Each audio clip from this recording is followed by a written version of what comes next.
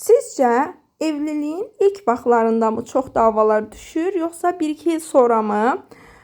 İnanın ki, mən bunu öz həyat hekayəmdən belə deyim, əsaslanaraq sizə demək istəyirəm ki, evliliyin ilk 1 ilə ərzində daha çox davalar düşür. Adi xırda cüzi bir şeylərin üstündə belə davalar düşür. Qızlar, ilk öncə söhbətə başlamamışdan öncə bunu bildirim ki, takibinizə ehtiyacım var. Takip atıb videomuzu bəyənib təkrar paylaşsanız çox sevinərəm. Keçək söhbətimizə. Niyə görə deyirəm ki, evliliyin ilk 1 il ərzində? Çünki sən bundan neçə il sevgili olsan da bu insanla, neçə il nişanlı olsan belə fərq etmir.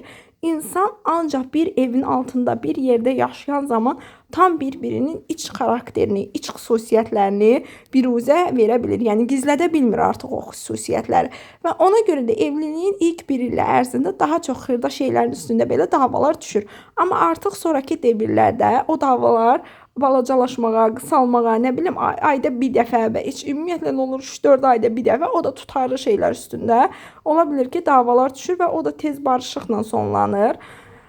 Həqiqətən də, yəni mən bunu özümdən bilirəm, özümüzdə də belə olubdu. 1 il ərzində çox dalaşmışıq, amma indi demək olar ki, nadir hallarda, nadir şeylərin üzərində davamız düşər. Çünki bu bir həqiqətdir. İstər qaynana ilə, istər yoldaşla, istər baldızla, qayınla. Ancaq sən bir evin altına gələn zaman, bir evdə yaşayan zaman xarakterini tam olaraq anlaya bilərsən. İnsanlar var ki, telefon arxasında bir gündə, yəni görürsən də onu gündə bir dəfə heç görərsən, görməzsən, özünü daha rahat şəkildə maskalaya bilir və sənə yaxşı tanıda bilir. Amma ki, evlənməyincə, o ailəyə gəlin köçməyincə, o baldızı, o qayını, nə bilim, o eltini, o qaynananı, o yoldaşı tanımayınca, bir evdə yaşamayınca, sən heç bir zaman onun xarakterini bilə bilməzsən. Mənə maraqlıdır, xanımlar, bu sualıma həqiqətən cavab verin, çox önəmlidir. Görək siz nə düşünürsünüz?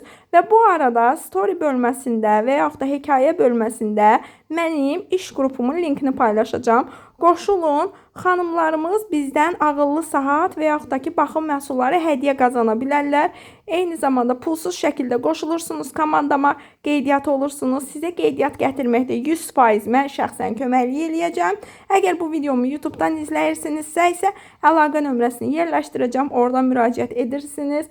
Eyni zamanda AirPod da bizdən hədiyyə qazanma şansınız var. Bunların hamısı yeni ilə özəldir.